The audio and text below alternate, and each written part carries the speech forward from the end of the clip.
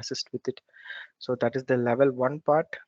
Then next comes the level 2 part, which are nearly available now. So these level 2 part, it keeps you in the lane. So when you are traveling in a four-way lane, it keeps you in the lane, and when you are diverting from the lane, it alarms you. So that is the level 2 part. So you can understand better by giving an example. So level 2 part is a partial automation part, and level 1 and level 2 is the ADAS part. So recently you would have seen many papers which are being published with the name ADAS. So this level 1 and level 2 is an ADAS part. In level 1, you don't have much assistance, but in level 2, you have more assistance in which the vehicle assists the driver to perform a safe journey.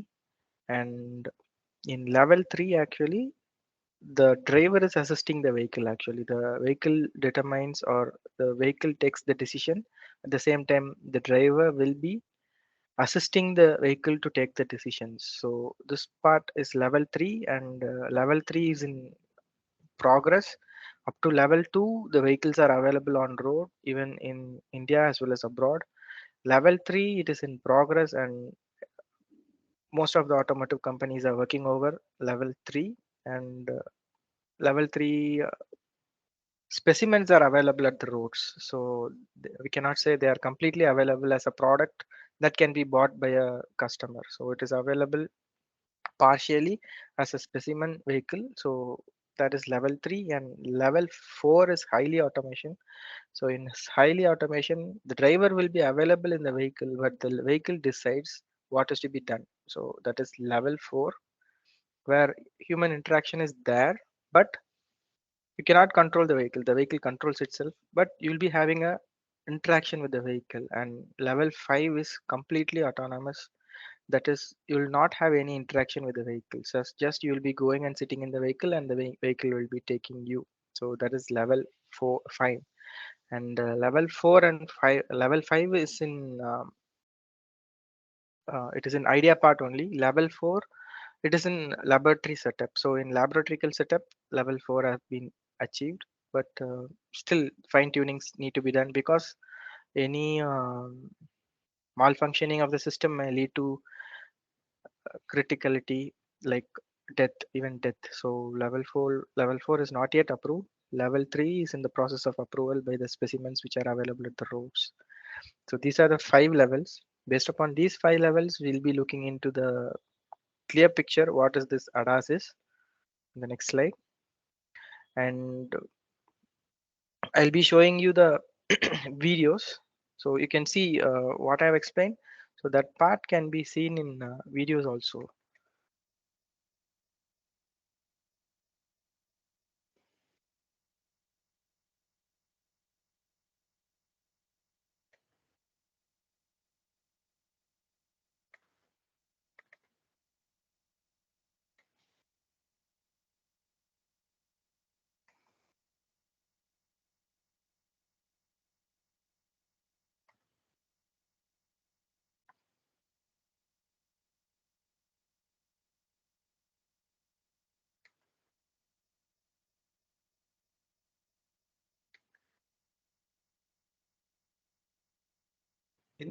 నాకు వచ్చింది admit అని.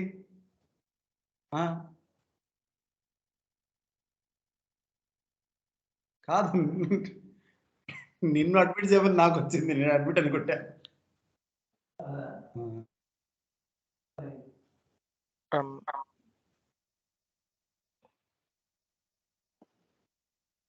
Okay, so this video explains about the levels what I explained, and based upon these levels we'll be seeing the functions in which we'll be working on, and in which the application of power electronics is there.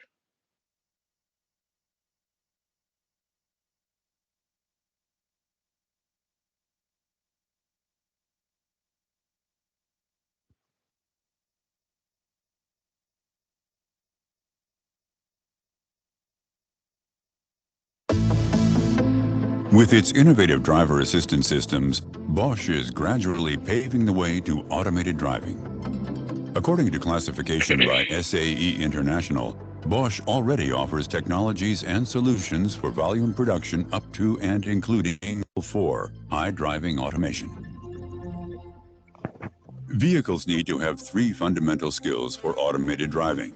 They have to be able to perceive and interpret their surroundings, sense, use this information to make forecasts and derive a suitable driving strategy, think, and then implement this in a reliable and safe manner, act.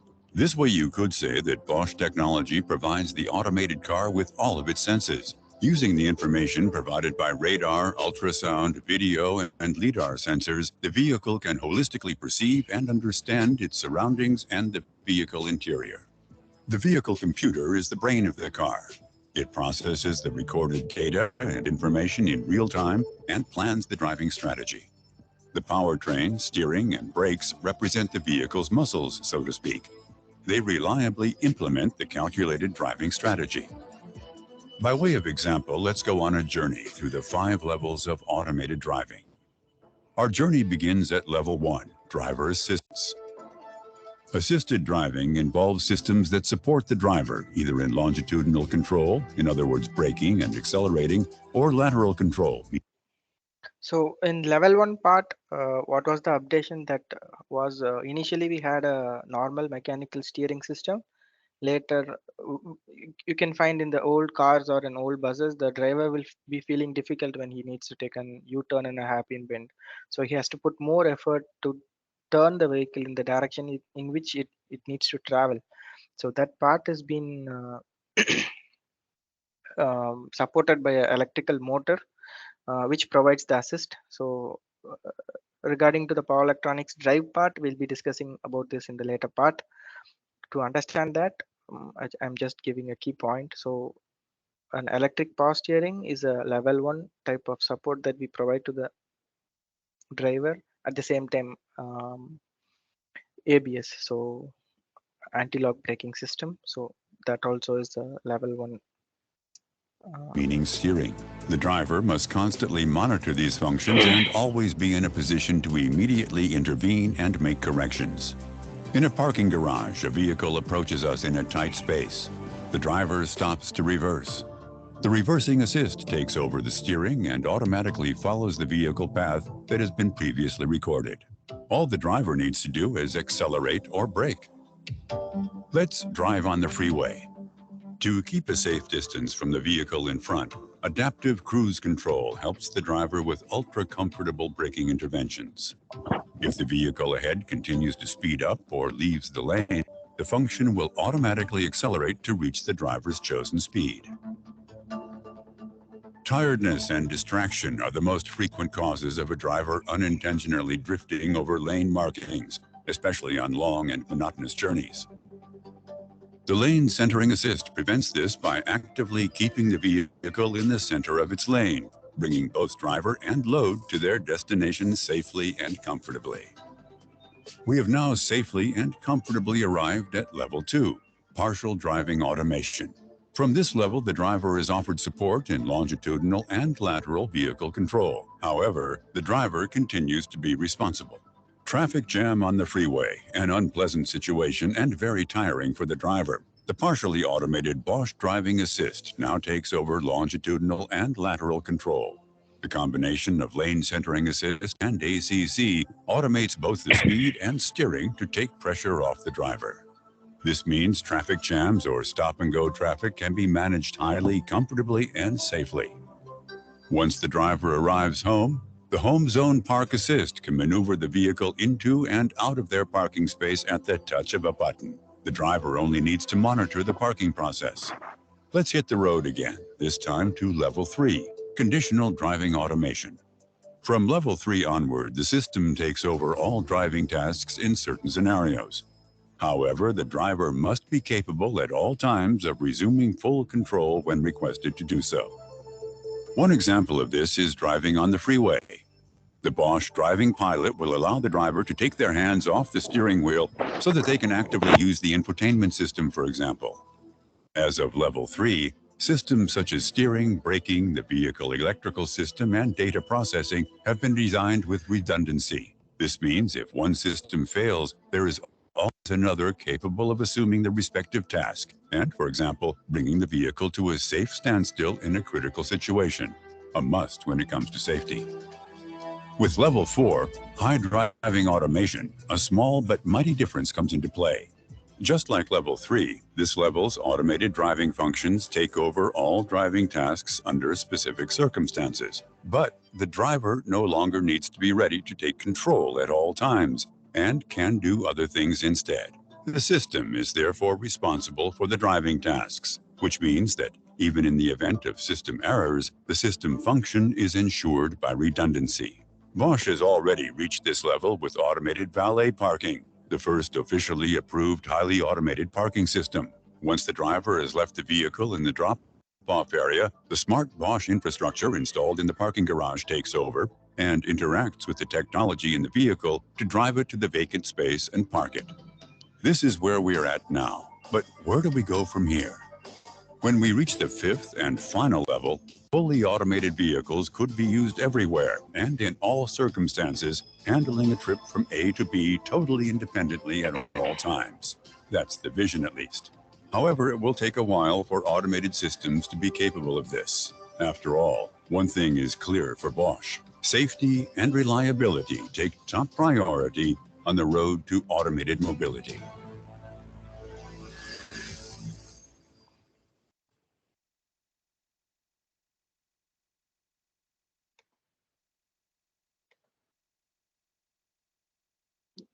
Yeah. So this is the sensor part, which shows various areas and which all sensors are working and what is the purpose of the sensor and how it is supporting the ADAS systems. And here you can see the interconnections between the various sensors and the applications part. So all these are operated through various ECUs, and ECUs will be communicating with themselves, and based upon that the ADAS system wholly works. Okay, so let me quickly jump into the steering part and then let me come to the evolution part. So this is a normal mechanical steering. So when you're giving a rotational force, this rotational force is converted into a longitudinal force with the help of three, that is a rack and pinion. And this longitudinal force in with the help of the thyroid turns your tire to the left or right in a car. So if you're driving a car, you'll know that you'll be when you're rotating in over the steering, your car intends to turn. So based upon that, this movement is taking place.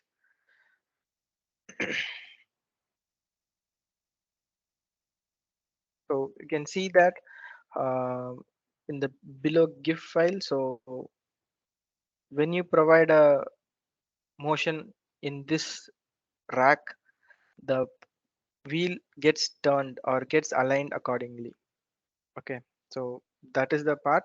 And initially the power steering was actually performed using the power assistance was performed using hydraulic uh, systems, and these hydraulic systems they need to be maintained, and they are currently used for heavy vehicles and for passenger vehicles. Light passenger vehicles like cars or vans, we are normally using the electric power steerings. Even in buses, in lorries and trucks, hydraulic power steerings are used. So in this electric power steering, we have our key player motor driven power steering system.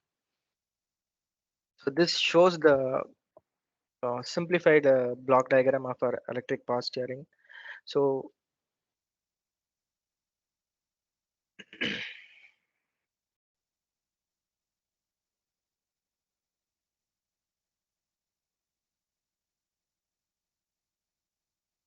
so here you can see there is a steering angle sensor, there is a torque sensor, a reduction gear, and a motor part. So this motor part is nothing but various motors are used. Predominantly, they are using brushless DC motors, and this brushless DC motor is controlled by the ECU by getting the input from the driver and vehicles present environmental scenario. Okay, so here how our power electronics is working is, for example, if you want to um, drive, you want to turn left or if you want to turn right. So you'll know the direction, and based upon that you will be steering. You'll be rotating your steering wheel to the left, or you'll be rotating your steering wheel to the right. And based upon that, Sorry for the disturbing you, sir. yeah, Please, could you please give put in a slideshow mode, okay, full screen, sir?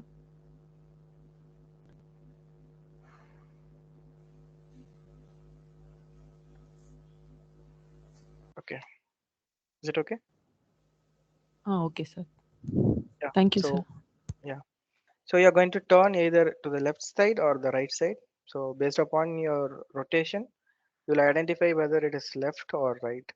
And after that, you need to know how much you need to turn. Okay. So for that, you'll be having a particular angle, and and the force will be helping you to know in what time you want to turn. Okay, so for that you're having this steering angle sensor and the torque sensor. So the torque sensor will identify the force. So if you want to turn it very fast, you will be moving the steering wheel very fast.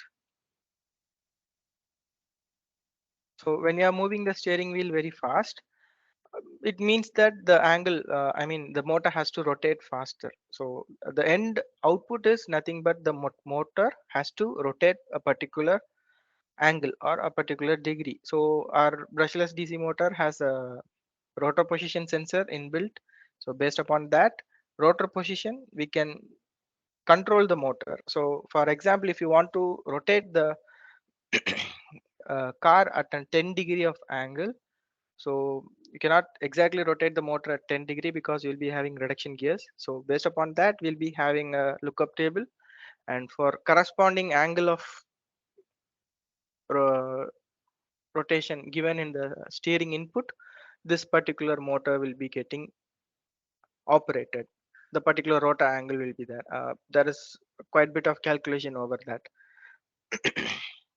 So that it is like you know the length of this rack, so you know how long this rack has to be moved, and based upon that you are calculating the motor's value, motor's RPM, and based upon that RPM, the ECU will be giving the firing angle to the inverters that are running the BLDC motor. So this is the part. So normally you will know, normally the BLDC motor is controlled by a inverter, and the inverter is fired for continuous running. But in this case, our EPS, it is not having a continuous running. So based upon the input given by the driver, this particular motor is driven, and based upon that the inclination is set, and based upon the inclination angle, the motor is rotated. That is one point. The second point is how much force is needed by the motor. So that also needs to be identified. For example, if the motor is rotating at a particular torque, let me say 1 Newton, 1 Newton of torque, but it is not sufficient to rotate the whole vehicle for that particular inclination. So for that, you need to know the torque part also. So for that only, I told you'll be having this torque sensor. So the driver will be forcing the torque sensor to give a will be forcing the steering. So that steering will exert a force over the sensor. Based upon the sensor's feedback, we'll provide the torque over the motor. So the motor provides two things. One is the angle of movement of the vehicle and the torque that required for movement of the vehicle. So if you just give the angle alone, it may take more time to rotate the vehicle, but you want to rotate the vehicle at a quicker speed, so you have to provide even the torque that is needed. So it will boost it up, and it will help the vehicle to rotate at the particular direction. So this is a normal driver induced steering part.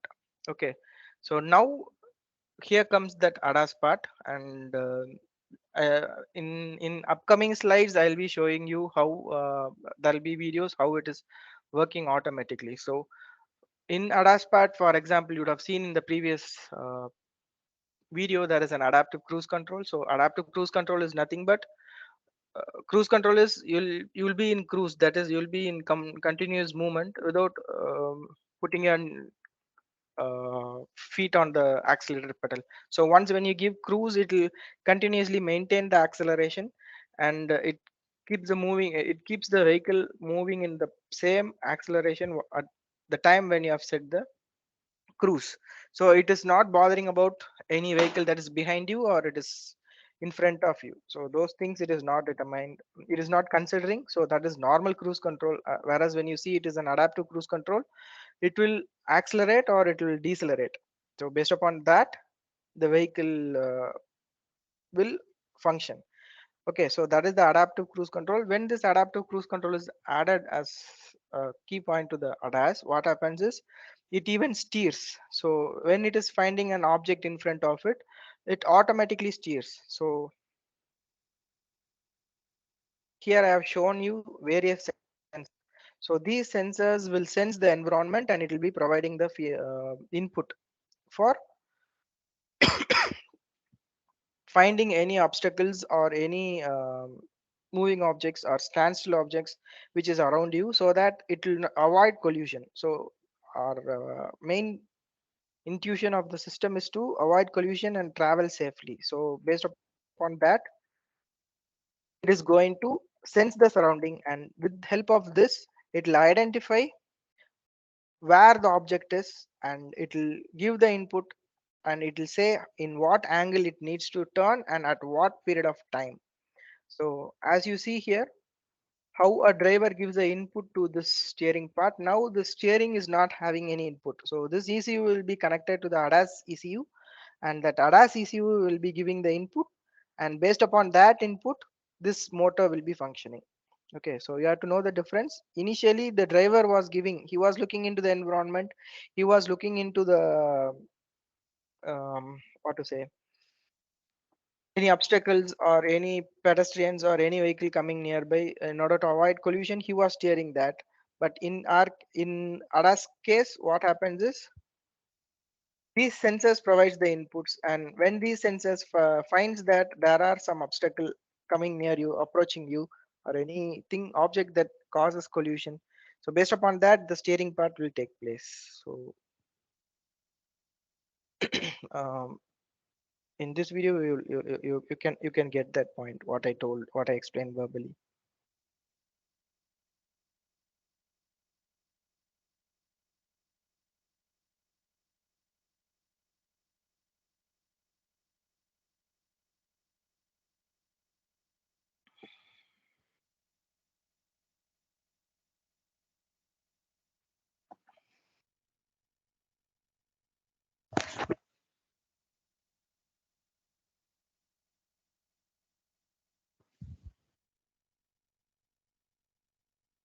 There is issues in the network. I'm sorry.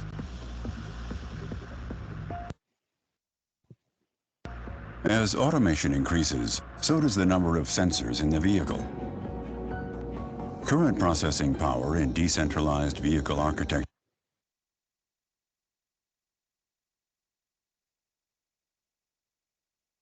with individual control units will no longer be sufficient for more complex functions in the future. This is precisely why Bosch has developed DASI, a scalable modular vehicle computer for assisted and automated driving. DASI will be the core component of centralized vehicle architectures in the future. The new vehicle computer is characterized by power, memory capacity, as well as safety and security. Flexibility is the main benefit of DASI. A variety of customer requirements can be implemented using the combination of basic software and customer-specific software. Standardized data interfaces enable integration into various vehicle platforms. During assisted and automated driving, So as I showed in the slide, so these sensors are sensing the environment around it using radar, lidar, then cameras and sonars, etc. So we'll be having many sensors that will be sensing it, and the inputs will be given to the vehicle. So we're having many things so that if any one fails, the other will support, since it is safety critical and there may be life damage if there is any fault. signals from surround sensors are pre-processed in the sensor's control units and consolidated in DASI's microcontroller. Using this data, DASI generates a high-precision 360-degree model of the vehicle's surroundings. The integrated driving functions utilize the information from the model of the surroundings to determine a suitable driving strategy.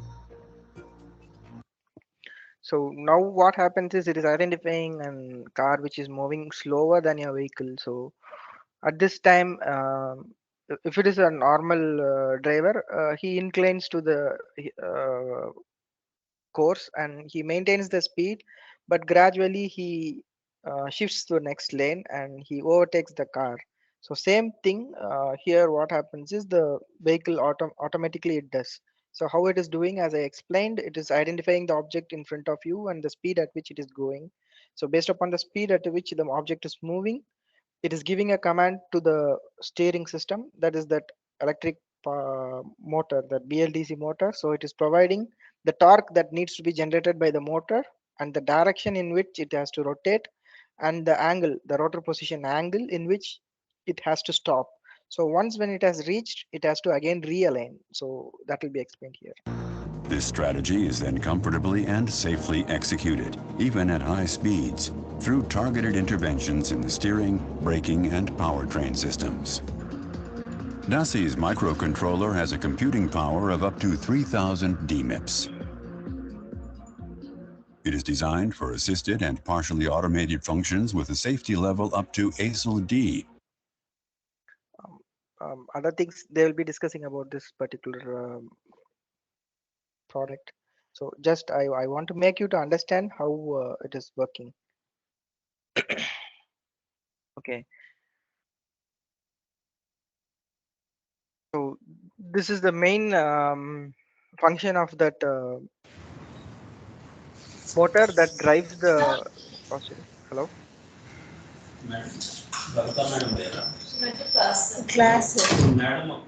Okay, so the next part is like, so there is no so next what they are working is there is going to be no contact between the column as well as the vehicle. So the motor is initially mounted over the steering column. So now they are going to replace it as a steer by wire. It is nothing but this whole motor will be mounted over the rack itself. So you'll not have any contact, any mechanical contact between the steering wheel and the motor. So that part I have explained. So in that case, what will happen is you'll be having two drives. One is in the wheel, steering wheel part, and you'll be having the next in the rack part. So you'll be having it in this wheel part, you'll be having a motor. Same way you'll be having a motor in this rack part.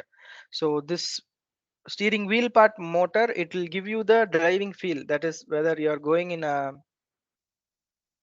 if you're going in a road, a coarse road, that is a rugged road, then you'll be having vibrations in the steering wheel, and while steering you will feel a stiffness. So for mimicking that, you'll be having a drive here which mimics to the steering wheel. At the same time, you'll be having a drive here which helps to turn the wheels. That is it is helping you to steer the vehicle. So you'll be having two motors, and that is in progress actually. So every companies are working towards that. So when since it is in development, I'm not able to give much details about that, so or videos regarding that. So if that is there, then you'll be having more applications relevant to our power electronic devices, because we are going to mimic the road scenario in the steering wheel.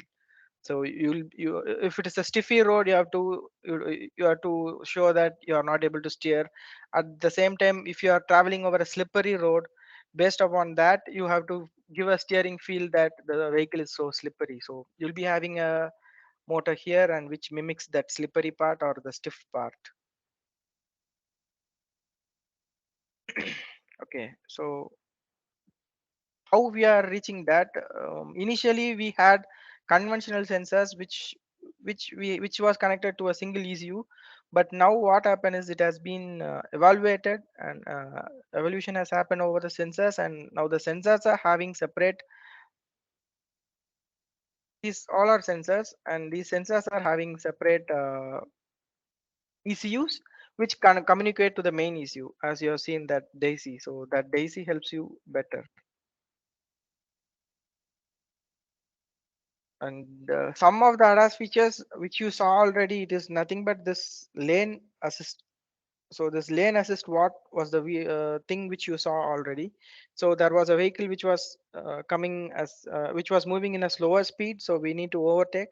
So while overtake also, we'll be overtaking the vehicle and we'll be sticking to the lane. So that is the lane assist. Then auto parking will be seeing next. And autopilot, it performs every part. It keeps the lane assistance also, it takes care. It takes care the parking part also. It takes care the braking also. If there is a pedestrian, then there will be a braking also. So that video you now you can see here in this. So you can imagine and you can correlate how this function is helping you to understand the application of the drive. The core concept of this is carried by the drive which is connected. The Electronic Stability Program ESP assists the driver in critical driving situations and helps prevent accidents and save lives. It comprises the functions of the anti-lock braking system and traction control system and counteracts skidding movements made by the vehicle.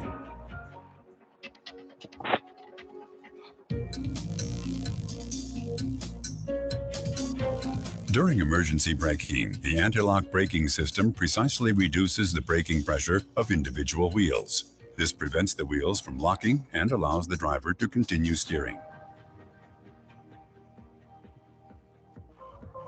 When starting off on slippery surfaces, the traction control system prevents the wheels from spinning and the vehicle from breaking away to the side. If there is a risk of skidding during cornering, swerving maneuvers, slippery surfaces, or the vehicle no longer responds to the driver's steering input, ESP will intervene immediately to keep the vehicle safely on track.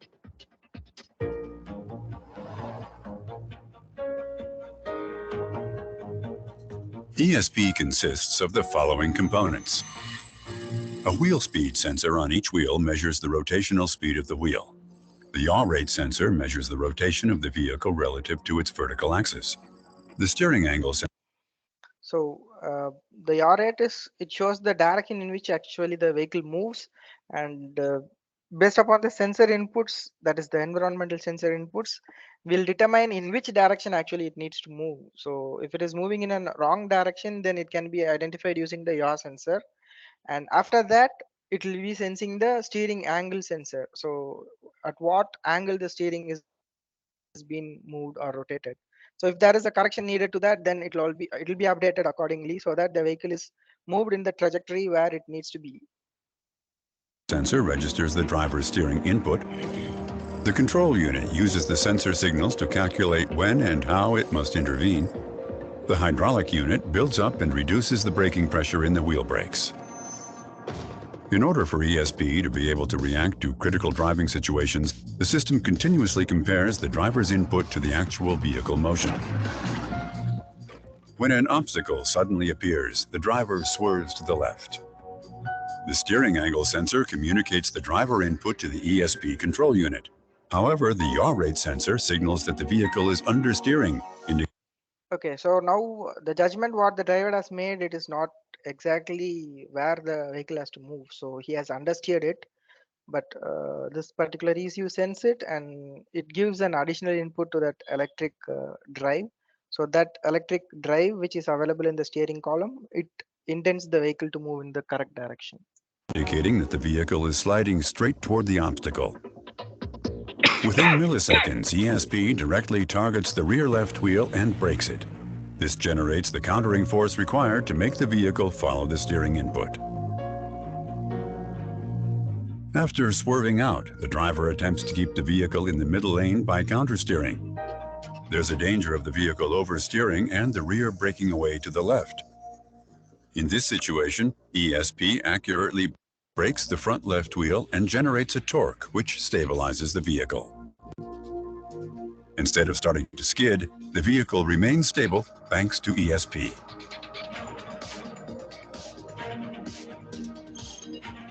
The ESP system offers value-added functions that elevate comfort and safety. Hill hold control assists the driver when starting off on inclines by independently applying the brakes for around 2 seconds. Okay, so you can see even in this, so it is not much relevant to the function which I'm working, but in this also, when this brake is applied, so this brake is controlled by a drive actually. So you'll be having a motor, small motor available in it, which intacts the braking pad. So when it acts like a actuator actually. So actuator, it provides longitudinal movement, but this motor provides a rotational movement which moves over a rack, and it acts as an actuator, and it catches and releases the brake system. So that's what they are explaining. After the driver has released the brake pedal. This gives the driver more time to calmly switch from the brake pedal to the accelerator. ESP can protect vehicles with a high center of gravity from the risk of rolling over.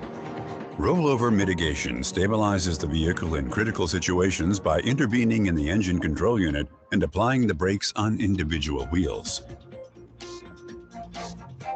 ESP is a key component for numerous driver assistance systems. For example, the adaptive cruise control function uses convenient ESP braking interventions to automatically maintain the distance to the preceding vehicle. In automatic emergency braking systems, ESP is responsible for applying brake pressure quickly and dynamically. If the driver does not adequately react to an impending collision, or not at all, the predictive emergency braking system automatically executes emergency braking to avoid an accident, or at least mitigate its consequences.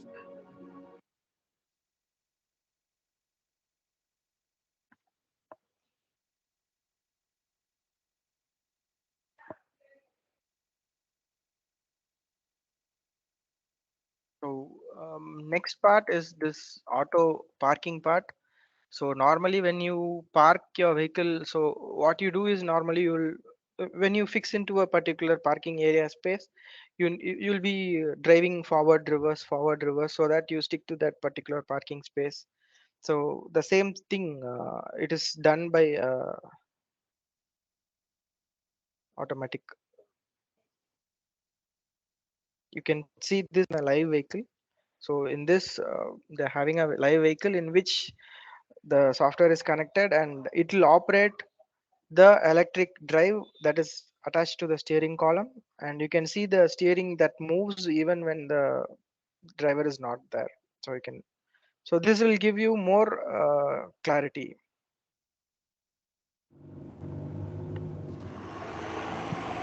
So they have reached the parking space, and now you can see that the driver gets out of the vehicle and he uses a application that is available in his phone, and it gives the input to the vehicle, and the vehicle communicates the same to the drive which is available in the steering. So you can see that steering automatically rotates, so it is due to the drive which is available in that steering rack.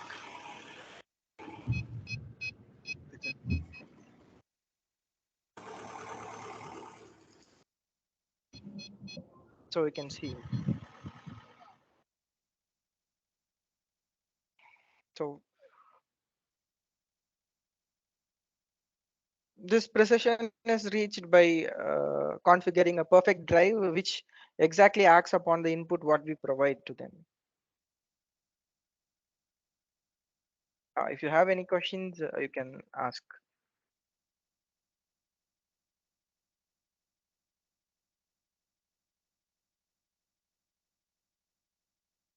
Um, Thank, Thank you, sir, for sharing your valuable thoughts on the levels of automated driving and also the sensor used to the sensor interface, the different parts in the automated vehicle, and also discussed about the auto parking system. Thank you, sir. Now it's time for queries. Participants, please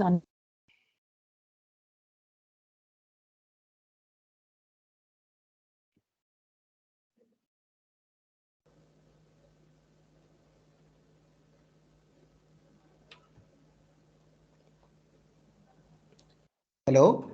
All the participants, please unmute your mic and ask your queries.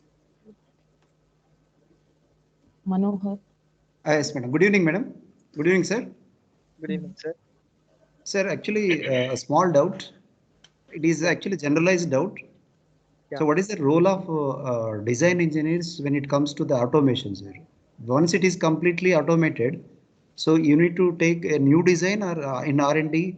What is the role of the design engineers? Can you be specific? Because design has many things. So, Yeah, yeah, like you'll be yeah. having So once the mechanical design designing, is fixed, sir, you'll be having mechanical designing, you'll be having circuit our designing. our electrical design I'm talking. Once the electrical design, whatever, suppose if you take EVs actually, so once the Okay. design of the power conversion range from DC to DC converter, once it is fixed, so what is the Yeah. role of electrical engineer actually? So Electrical like engineer, I've told you, so you have to configure it or you have to calibrate the drive actually. So you have configured the vehicle power. For example, you want 5 watt or 5 kilowatt. So you have determined that 5 kilowatt motor is needed. You have designed it and you have implemented it in the vehicle and you have a 5 kilowatt powered vehicle. But always you will not need 5 kilowatt power. So you'll be requiring different power scenarios, so you cannot replace the motor, but you'll be utilizing the motor in an optimal way. And as I showed, so this is not reached by a single design. So every time they design it, they test it, they actually implement it, so it will be in customer side also, so it will be as a product. And if they are facing any difficulties while it is in the product, then they'll be giving the feedback to us, and based upon that feedback again we'll be reconfiguring it. So the design, once when it is just implemented, it is not freezed. So because there are number of thousands of scenarios, so while designing we'll think into a major part of scenarios. Based upon that the design will be implemented, but there are infinite number of scenarios which would have been missed and which we don't have.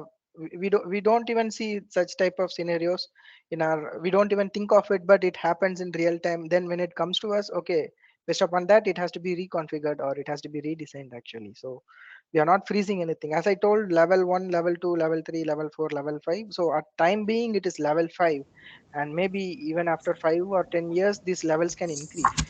We are not sure.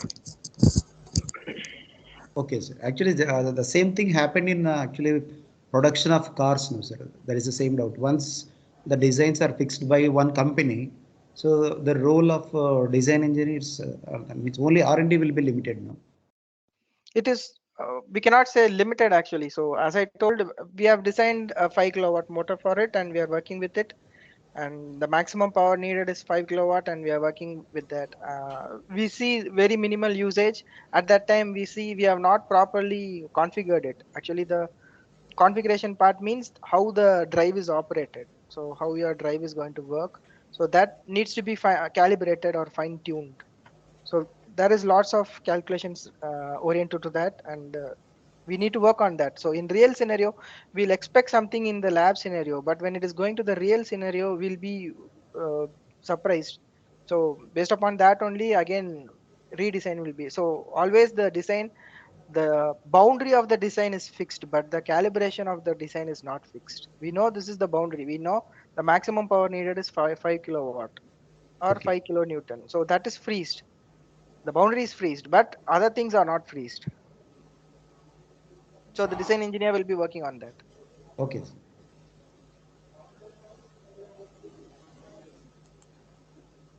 Thank you, Okay, sir. okay, sir, thank you. Anyone want to interact with the resource person?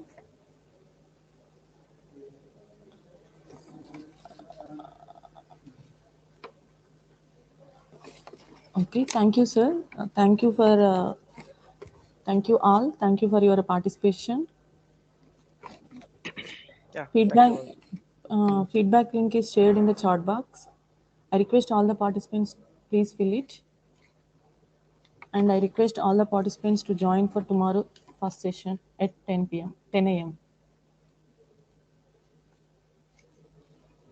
Uh, Thank you all. Thank you very Thank you, much. sir. Thank you, sir. Thank you. Bye.